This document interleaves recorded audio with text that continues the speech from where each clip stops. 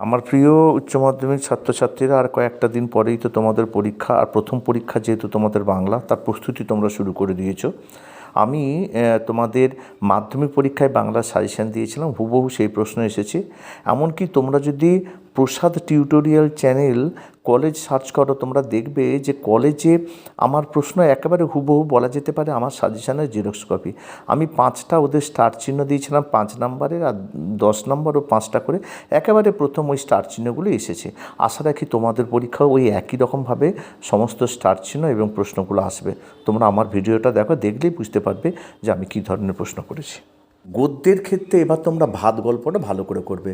আমি প্রত্যেকটি গদ্য বা পদ্যের ক্ষেত্রে স্টার চিহ্ন দিয়ে দিচ্ছি, সেই স্টার চিহ্নগুলো একটু ভালো করে দেখে যাবে। এক, মহাশ্বেতা দেবীর ভাত ছোট গল্প অবলম্বনে ঝড়জল রাত্রির বর্ণনা দাও। বা যা নেই, যা ঝড়জল মাতলার গর্ভে গেছে, তাই খুঁজে খুঁজে উৎসব পাগল হয়েছিল। দুর্যোগটির বর্ণনা দাও। দুর্যোগটি উৎসবকে কিভাবে প্রভাবিত করেছিল। 2, দাঁতগুলো বের করে সে কামটের মতো হিংস্র ভঙ্গি করে। কার সম্পর্কে এ কথা বলা হয়েছে? উদ্দিষ্ট ব্যক্তিটি কোন পরিস্থিতিতে এমন হয়ে উঠেছিল তা ভাত গল্প অবলম্বনে লেখো। 3, বাদার ভাত খেলে তবে তো সে আসল বাদাটার খোঁজ পেয়ে যাবে একদিন। বাদা কাকে বলে? উদ্দিষ্ট ব্যক্তির এরকম মনে হওয়ার কারণ কি? 4, আসল বাদাটার খোঁজ করা হলো না উৎসবকে।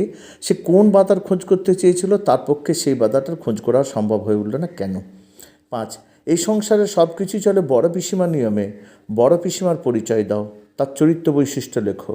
আর 6 হচ্ছে, তাহলে উৎসবের বুকে শত হাতির বল থাকতো। কী হলে উৎসবের বুকে বল থাকতো? উৎসবের চরিত্রের পরিচয় দাও। এবার 2 নম্বর আছে কে বাঁচায় কে বাঁচে। 1, কে বাঁচায় কে বাঁচে গল্পে নামকরণের সার্থকতা আলোচনা করো। 2, মৃত্যুঞ্জয়ের বাড়ির অবস্থা শোচনীয়, মৃত্যুঞ্জয়কে তার বাড়ির অবস্থা শোচনীয় কেন? 3, নিখিল ভাবছিল বন্ধুকে বুঝিয়ে বলবে এভাবে দেশের লোককে বাঁচানো যায় না।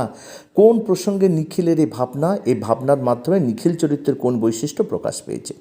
4, দিন দিন কেমন যেন হয়ে যেতে লাগলো মৃত্যুঞ্জয় কেমন হয়ে যেতে লাগলো, তার এমন হয়ে যাওয়ার কারণ কি? সেদিন অফিস যাওয়ার পথে মৃত্যুঞ্জয় প্রথম মৃত্যু দেখল। এই মৃত্যু দেখার ফলে মৃত্যুঞ্জয়ের প্রাথমিক প্রতিক্রিয়া কী হয়েছিল? একই দুটো উত্তর হবে। 3 নম্বর হচ্ছে ভারতবর্ষ।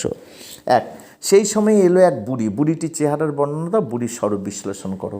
2, সাম্প্রদায়িকতা বিরোধী গল্প হিসাবে ভারতবর্ষ ছোট গল্পটি কতখানি সার্থক? ভারতবর্ষ গল্পের নামকরণের সার্থকতা আলোচনা করো। 3, সেখানে গড়ে উঠেছে ছোট্ট একটা বাজারটা কোথায় অবস্থিত? বাজারটার বর্ণনা দাও। 4, হঠাৎ বিকালে একটা অদ্ভুত দৃশ্য দেখা গেল।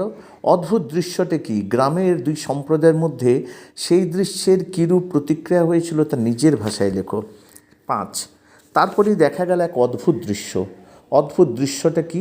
দৃশ্যটিকে অদ্ভুত বলার কারণ কি? 6, শেষ রোদের আলোয় সে দূরের দিকে ক্রমশ আবছা হয়ে গেল। কার কথা বলা হয়েছে? সে ক্রমশ আবছা হয়ে গেল কেন? এবার কবিতা থেকে যেটা ভালো করে পড়বে সেটা হচ্ছে মহুয়ার দেশ আমি দেখি ক্রন্দনরত জননীর পাশে। তোমরা গদ্যের ক্ষেত্রে 2টো করে গদ্যকে ভালো করে বেছে নাও, আর কবিতার ক্ষেত্রে এই 3টাকে ভালো করে পড়ে যাও। 1 নাম্বার, ঘুমহীন তাদের চোখে হানা দেয় কিসের ক্লান্ত দুঃস্বপ্ন?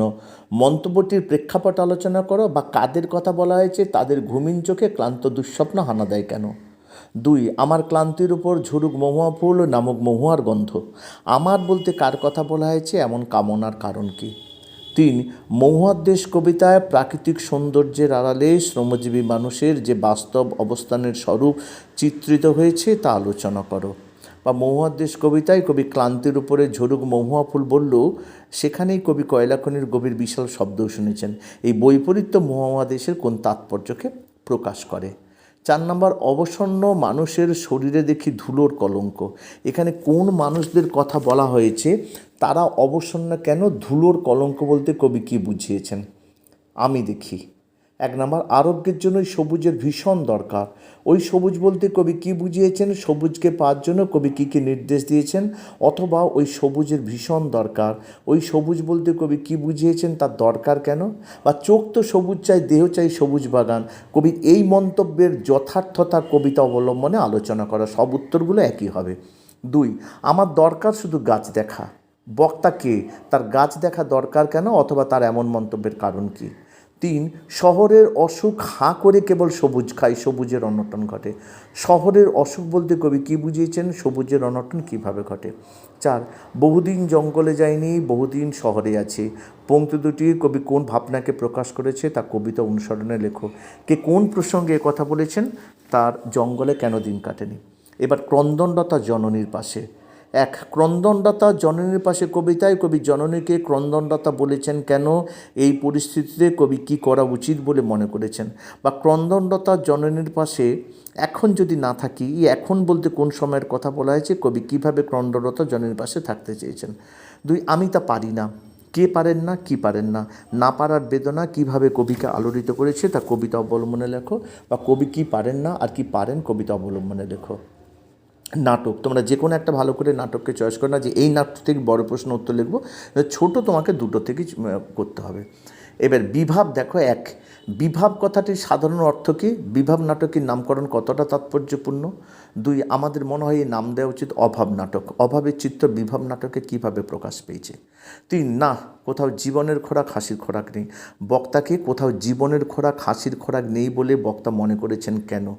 4, জীবন কোথায়, কে কাকে বলেছেন, বক্তা জীবনকে কোথায় খুঁজে পাওয়া যাবে বলে মনে করেন।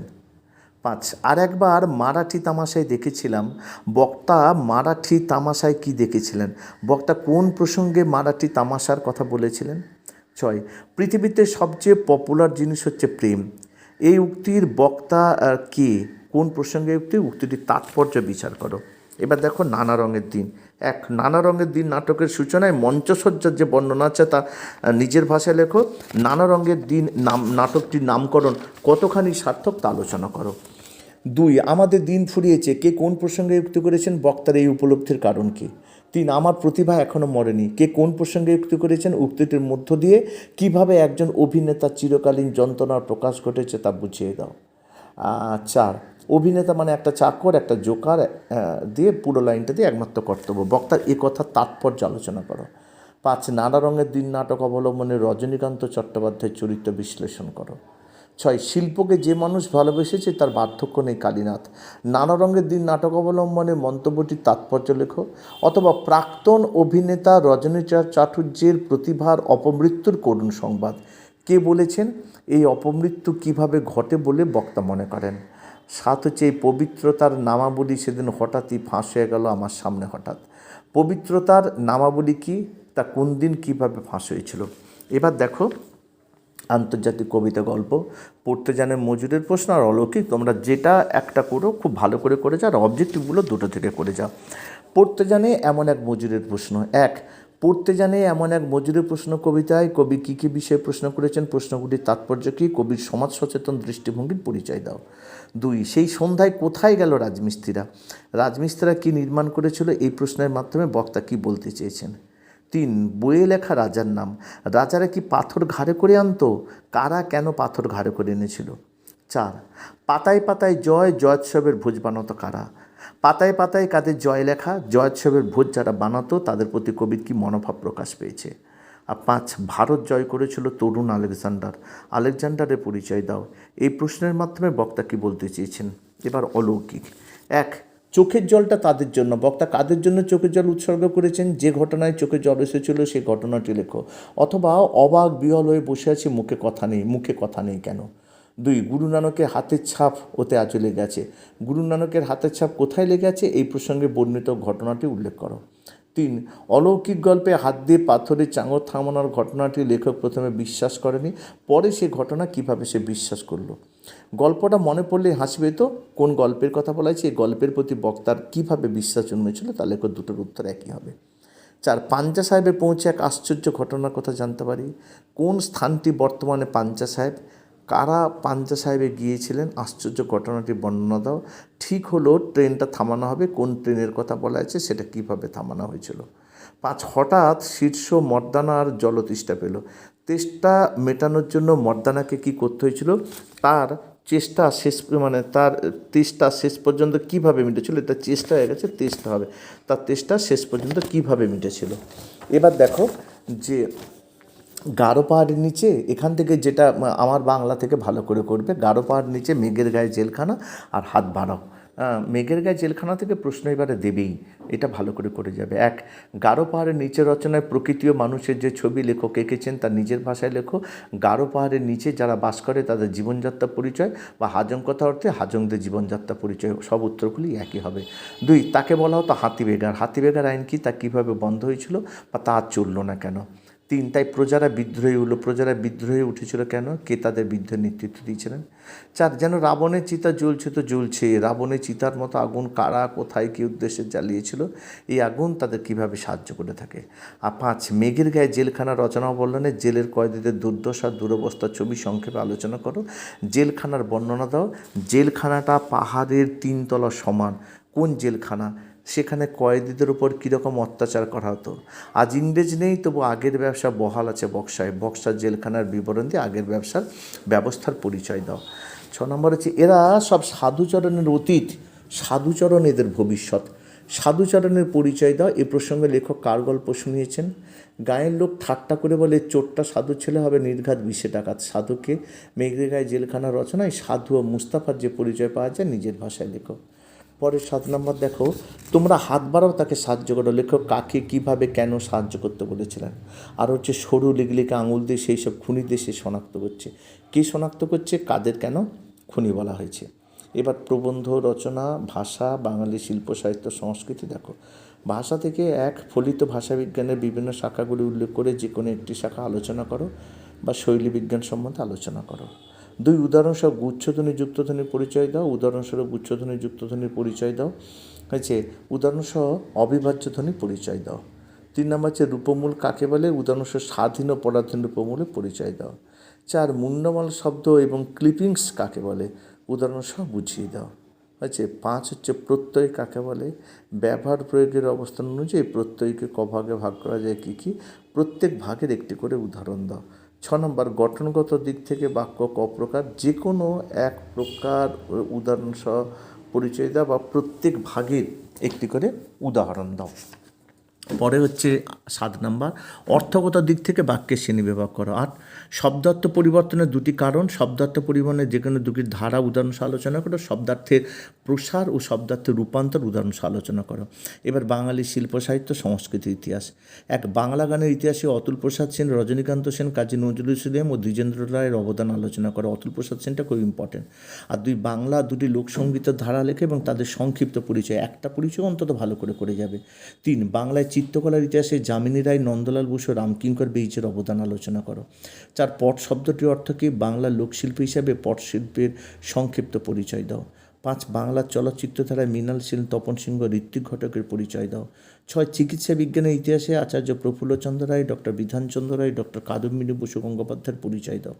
7, বাঙালির বিজ্ঞান ভাবনা ও বিজ্ঞান চর্চার ইতিহাসে জোড়াসাঁকো ঠাকুরবাড়ির অবদান আলোচনা করো। 8, কলকাতায় বাঙালির প্রচেষ্টায় গড়ে ওঠা প্রথম স্বদেশি সার্কাসের নাম লেখো, তার বিশিষ্টতা কোথায় সংক্ষেপে আলোচনা করো। 9, রামায়ণের বর্ণিত দাবা খেলার স্রষ্টাকে, এই খেলায় বাঙালির সাফল্যের পরিচয় দাও।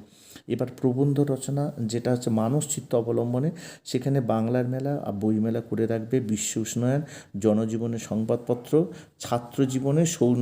ছাত্রজীবন অথবা ছাত্রজীবনের সৌজন্য শিষ্টাচার বা পরিবেশ উন্নয়নে ছাত্র সমাজের ভূমিকা। আর 5 হচ্ছে করমণ্ডল ট্রেন দুর্ঘটনা। আর প্রতিপক্ষের যুক্তি দুর্বলতা প্রমাণ করে সপক্ষে যুক্তিবিন্যাসের মতো এই দুটো ভালো করে যাবে। এই দুটো প্র্যাকটিস করলেই তোমরা অন্যগুলো লিখতে পারবে যদি কমন নাও আসে।